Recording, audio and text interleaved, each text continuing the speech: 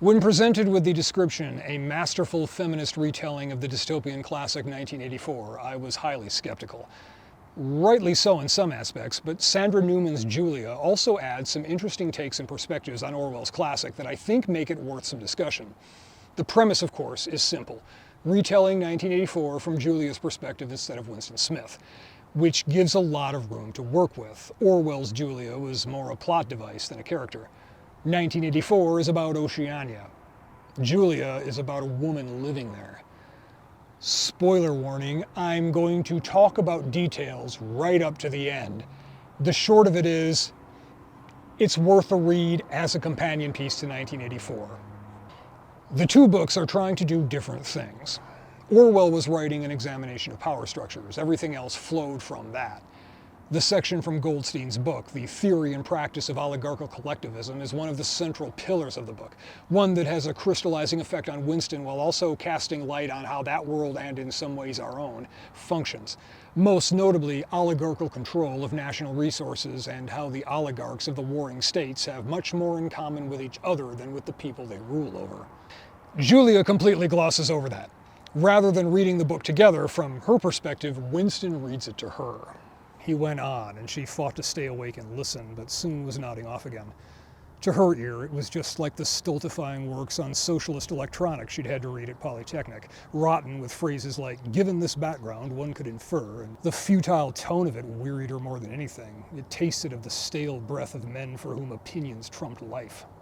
Of course, it would be rather dull to just rehash Goldstein's book. The whole point of Julia is to cover new ground and add new perspectives. But that also means that the book remains a companion piece to 1984, just as the character of Julia was there to serve Winston's story in the original novel. Which is really one of the core ideas of the story, the lack of agency within totalitarian systems. Not only is there no political freedom, say to protest or have a voice in government, but no personal freedom either, no control over your own life. But Julia approaches that very differently than Winston. She works in the fiction department of the Ministry of Truth, not to be confused with the records department where Winston works. Everything out of there is fiction too, but everyone pretends otherwise. But they all congregate for the 2 minutes hate in the records department. Records had the space. Half the office had been cleared out in the small adjustment of '79. In these early scenes, we get a different tone than Orwell. While the world through Winston's eyes was a rigid monstrosity of ideological orthodoxy in which he wondered if he were the only one that wasn't completely taken in, Julia shows more layers.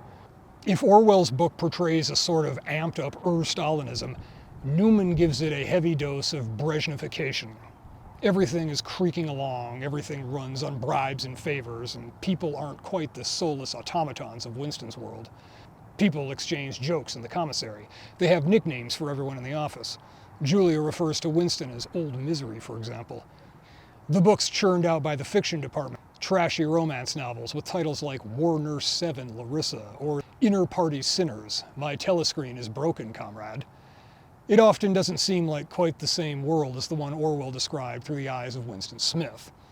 All was quiet then until she passed the high wall of the football stadium with its mural showing Butler's famous goal against East Asia. That stopped me for a minute. The idea of Oceania and East Asia playing in the World Cup feels like a different world than the one Orwell described. A bit more subtly, some things that were just background details in the original book come to the fore in this one. The ArtSem program, for example. ArtSem was at the center of the party's new direction on the family, and every allowance is made for girls who signed up. It was also how unmarried girls covered up for sex crime when they got pregnant. It's entirely possible that that's all it is. Maybe there is no artificial insemination program. It's just another high-stakes game that everyone plays and pretends to believe. Orwell wrote Oceania fairly straight. It really is a highly structured, ideologically driven hellscape. Doublethink is real. People really convince themselves that they have always been at war with Eurasia even when the old propaganda posters are still up. Newspeak really does constrict thought by eliminating the words necessary for thought crime. But of course, in reality, none of that would work. They couldn't be made to take Newspeak seriously and love to invent profane versions of its words. Twatspeak, arsethink, double plus cunt. And of course, even in Orwell's book, the proles aren't bound by the same rigid speech controls, provided they don't get political. It's the party members that have the least freedom to say what they really think. As in our world, proximity to the power structures forces a certain level of self-censorship, while the powerless, having much less to lose, can speak more freely without fear of being ostracized in their personal or professional lives. And this book approaches the core theme, the draw of power for its own sake, in a less abstract way than the source material. Julia's story mirrors Winston's, but is very different in detail. In many ways, she's less ideological in her outlook, more nuts and bolts of everyday life rather than the big ideas that Winston spends his time pondering. He had a peculiar obsession with truth. Half of his conversation consisted of asserting what was true and what was a lie. He could spend a whole meeting proving to his own satisfaction when aeroplanes had been invented or what the chocolate ration had been last year, always different from what the party said it was. Julia's just trying to survive and eke a little fun out of life, but while her outlook is lowbrow, she's more sophisticated about skirting the rules, finding what she needs on the black market in the prole neighborhoods, navigating the world she lives in without losing herself in it. She's cultivated a facade, a series of habits that let her swim through that world with greater ease than Winston's plodding, overthinking ways. She's not from London, but rather a semi-autonomous zone, farms and labor camps. And she learned how to navigate the world that was taking shape around her as a child. As a child of the SAS, Julia had been raised with the lore of police interrogations. She knew you didn't name names if you could help it. It was as fatal to accuse those with protection as it was to defend those who had none. You must also never let the patrols draw you onto other subjects. If they asked you about anything but the incident, you talked about the incident, playing the part of a simpleton who couldn't keep up. Above all, you kept your story simple and repeated it word for word so they couldn't find inconsistencies. Never mind if you sounded daft. Daft was good. Daft lived while clever died. That's not terrible advice if you must talk to the police for some reason, but I digress. As the story progresses, we learn more about her background. As a young girl, she was sexually molested by a party functionary sent by the Ministry of Plenty to oversee the farms in that zone. Of course, in typical forced collectivization manner, he didn't know anything about farming and everyone ended up hungry. The party functionaries on site got the blame and were purged. And we learn how she got her party membership and her ticket out of the zone and into London. The children could get perks, extra rations, or other special treatment for acting as informants. Eagle Eyes, they were called, but the real prize was a step up. The best medal, Hero of the Socialist Family, granted party membership and a place at a London Polytechnic when one turned 18. This, however, was only awarded for turning in a parent. It also means that she has eyes on her, more than the average comrade, preparing her for a task. In Orwell's book, Winston is tempted by O'Brien with the promise of joining the Brotherhood, a revolutionary underground working tirelessly to overthrow the party. He's given a copy of Goldstein's book, which explains the real workings of the world he lives in, and inducted into this brotherhood by his co-conspirator O'Brien. Julia, in her own private meeting with O'Brien, is manipulated with a very different lie. But of course you too will be of the inner party in time. As he said it, his eyes subtly moved to acknowledge their surroundings. She sat up straighter, trying not to show how this arrow had found its mark. Again she was conscious of the elegance of the flat, its sweeping view, its finer air. Could she belong in such a place? Now she felt she could. All she had to do was what she was already doing. By the time Winston and Julia are meeting in the little apartment above the junk shop, she's working as a honeypot for the party. One of the little details that really makes this perspective swap premise work is how they end up in that room. In 1984, we assume it's Winston's idea. He plays with the idea of renting that room for some time before finally committing to it. But in this story, Julia nudges him toward it. Things would be very different if they had a place to meet indoors, really any old place with a sink and a bed.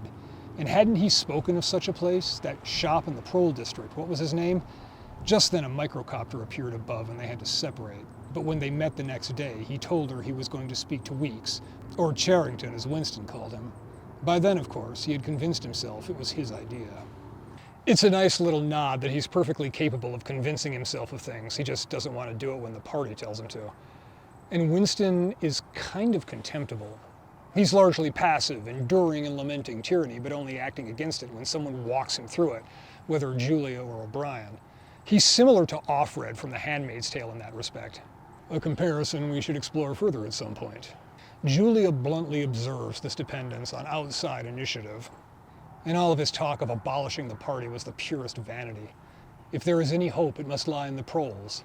All that meant was that Winston wanted the proles to do his fighting for him. People like the Meltons were expected to risk their skins so that Winston Smith might be free to say that the party hadn't invented the aeroplane. Meanwhile, proles would fare no better under the rule of Smith. He would even take away their lottery tickets just so he might be spared the sight of them enjoying something he thought low. It isn't just Winston that Julia meets in that room. She rotates men through so that the hidden microphones and cameras can capture all their sordid sex crimes and utterings against the party.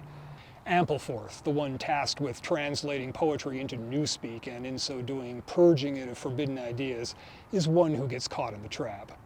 Clearly the wrong man for the job. He was not only too enamored of the poetry itself, but he couldn't come up with a rhyme for rod to save his life. Incompetent clod. And he fell for that charade, like he's got a head full of sod. Anyway, he gets vaporized. Tom Parsons manages to thoroughly damn himself. She never gets Sim, though. He just up and disappears all on his own, rumored to have escaped across the channel to Eurasia. But like Winston, they were all men from the records department. Julia doesn't have much of a problem with this. It's not until she accompanies Winston to the inter-party neighborhood, the scene where O'Brien gives him Goldstein's book, that she starts to realize that she's been played. This choreographed scene was all too similar to the one played for her when she first came to this room. If it was clear that O'Brien was acting out the fantasies of Winston Smith, the secret society of fearless men, the poetic doom that awaited them, was it not also true that he had played out Julia's fantasies? What had he told her? That being a hero of the socialist family wasn't cowardly but brave. That she was destined to join the inner party because of her special qualities. That her sexual exploits weren't a weakness but a sign of superiority to the herd. He'd even called her a whore, a thing Julia had often called herself and enjoyed as a badge of thrilling shame. 1984 is built on layers of unreliable narration. Winston's assumptions and biases, the party's lying about its own history. We never know if O'Brien is telling the truth about anything. He claims to have written Goldstein's book or been part of the team that wrote it. Maybe he did. Maybe he wrote it with the real Goldstein back when they were all on the same side. Another example, concerned that she could be pregnant, Julia goes to the ArtSem clinic where she's approved for the new Big Future program, being a hero of the socialist family and all. Big Future girls don't get inseminated with just any seed, but that of Big Brother himself. So they say. She even gets a badge to wear on her coveralls, but who knows? This book explores some of that backstory. How did the party come to be what it is? Some of it comes through Julia's mother. Julia's mother spoke about Big Brother. He can't be as young as they show him, but that's his real face. I should know it. It was always the same 100 people at those protests before it got properly going. He wasn't anybody at the time, not yet, but he was older than we were, so he was noticed. But it wasn't about Big Brother then, or any other particular man. That was rather the point, I thought. But once they had power, well, then it was a throne, and all fought for the throne. And she talks about some of the others that were competing for that throne. Her husband, Julia's father, was one of them. She also mentions a woman, Diana Winters. It could have been her. Reminders that the world wasn't always that bleak and that chance plays a role in every life, even those who are subsequently deified. We know that Julia and Winston are arrested in that little room. In this telling, she expects to be released right up until the very end when she's beaten down and dragged off. Her services no longer required. Her experience in the Ministry of Love is initially quite similar to Winston's, made to wait in a crowded cell, periodically berated through the telescreen for violating rules that were never stated, the occasional interrogation. She also runs into a very arrogant inter-party prisoner, Diana Winters, whom her mother told her about. She strikes up a conversation with Julia to keep herself amused, trying to guess her background. And she hits all the major points, though laments that it took her longer than it would have in the old days. Losing her touch, it seems. Julia can't even answer what she was arrested for. "Oh, I can tell you that now," said Diana. "I knew it from the moment you said you were in fiction. They're all at each other's throats, that's why. It was bad enough when one man denounced the other because he wanted his job. Now whole departments are being wiped out so another department can have their funds. In your case, fiction is after records, wants to take over its functions and its budget. Why keep records anyhow if you've only got to change them all the time? Better make them up from whole cloth as they're needed." That's their line. Then the fiction department will have to grow and become a division, and its masters will rise in rank. It's almost like the revolution grew up into a bloated bureaucratic state. She also takes a few shots at O'Brien and in the process punctures the character that Orwell wrote. Has he told you about the boot in the face? 2 plus 2 make 5? The man never had an original idea in his life. See here, if he says it to you later on, will you tell him from me he's a mediocrity and a thief of others' ideas? Diana expects to be released soon. This sort of thing has apparently happened before, par for the course for inter-party power struggles. But she goes pale when the guards come and show her the order for room 101. Apparently, things are getting dicier in the party's upper echelons. And there have been other signs of the party not having quite the stranglehold on power that they try to project. There have been more checkpoints in the preceding days, parts of the city entirely off limits. One of Julia's roommates at the hostel, Vicky, said that soldiers were putting up sandbags in Westminster. Julia had noticed more soldiers moving about the city.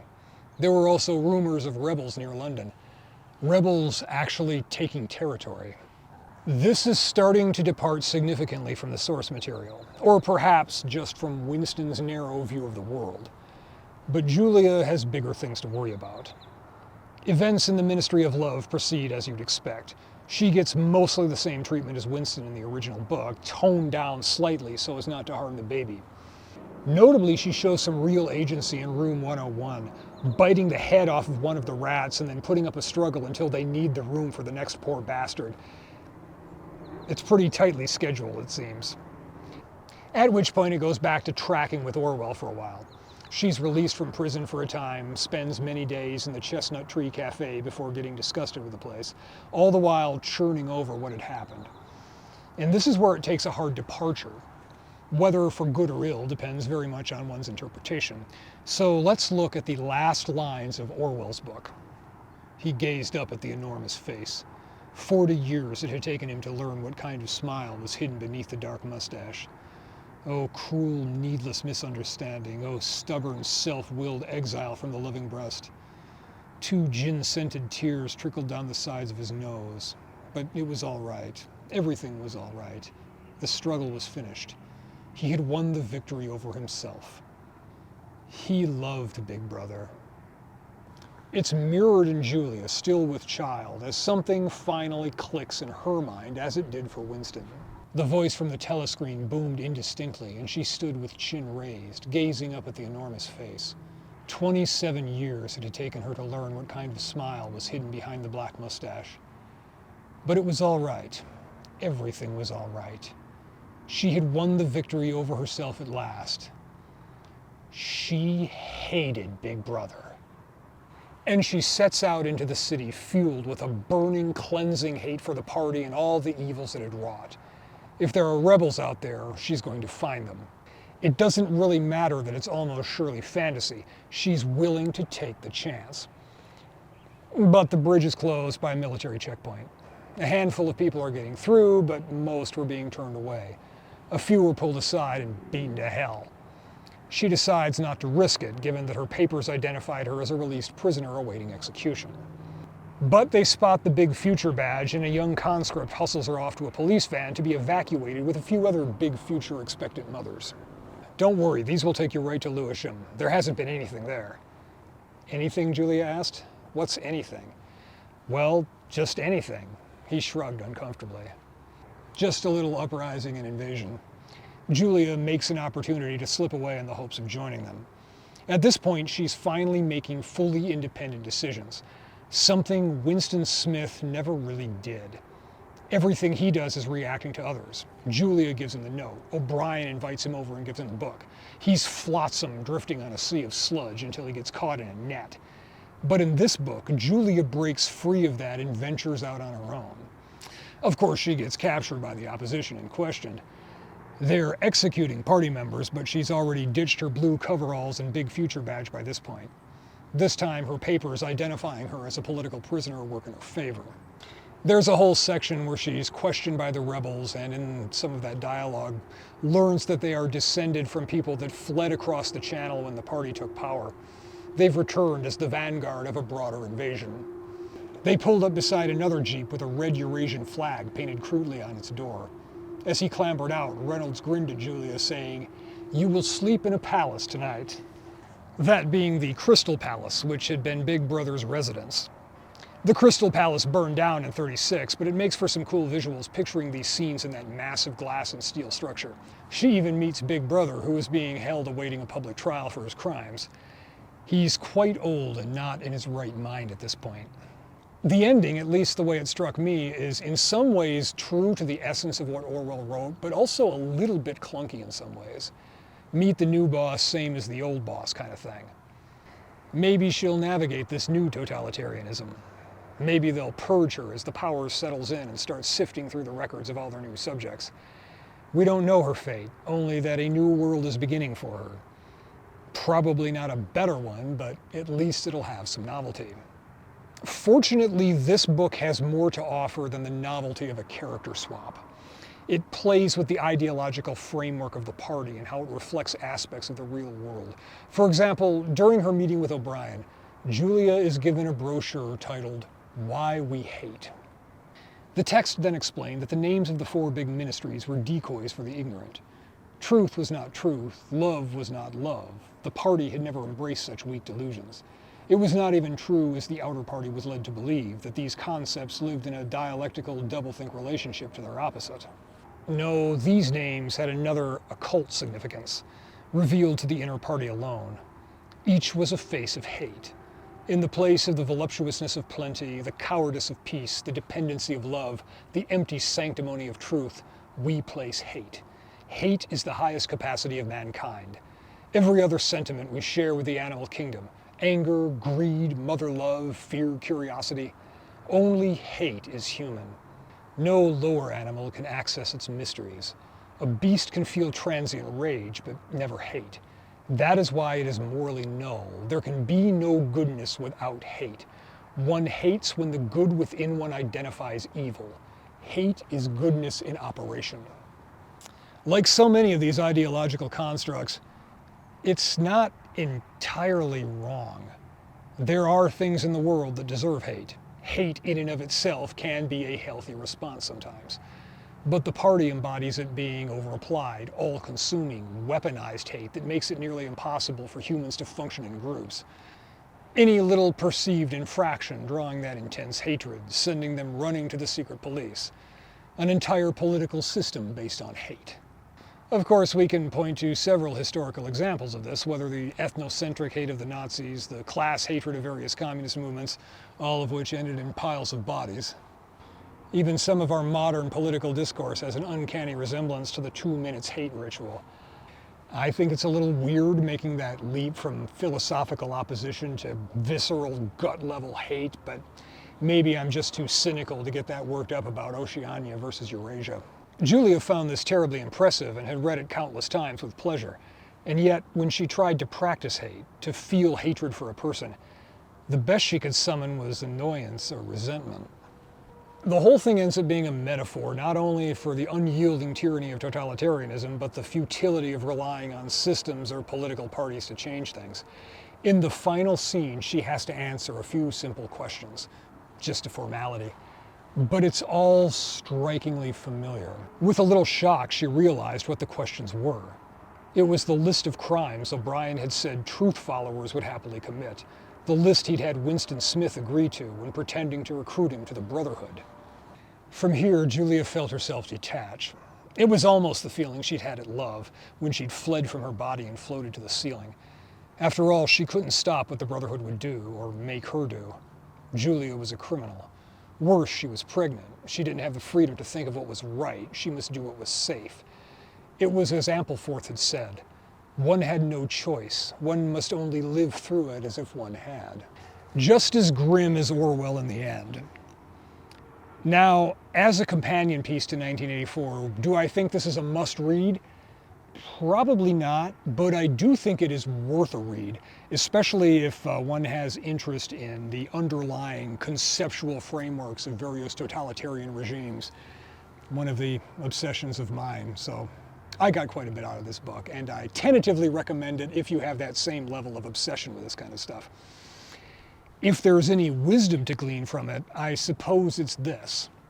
The enemy of your enemy isn't always your friend, and don't let hate for one monster make you a slave to another. 2 minutes hate can be quite exhausting.